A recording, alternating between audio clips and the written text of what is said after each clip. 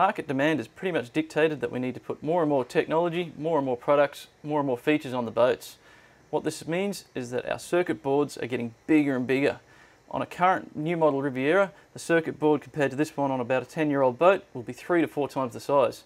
Just to give a comparison, a late model Riviera 61, which is also about 10 years old, had approximately 120 circuit breakers on it. That's a lot of things to keep an eye on, control, monitor, and explain to everyone on board how to use. CZone utilises computers to make everything simpler. Here you can see the display has condensed all those circuit breakers and switches into a simple, easy way to power the boat up to do whatever you need to do. Bit of a tip from everyone out there, most Riviera owners don't even realise that the boats come with a little key fob which remotely controls these modes. We can simply hit one button, go into our cruising mode ready to go driving, or if you've dropped the anchor, you're already sitting at the bow, you can hit another button just to change to your entertaining mode. It's that simple. Stay tuned for some more CZone tips and tricks videos. See you on the water.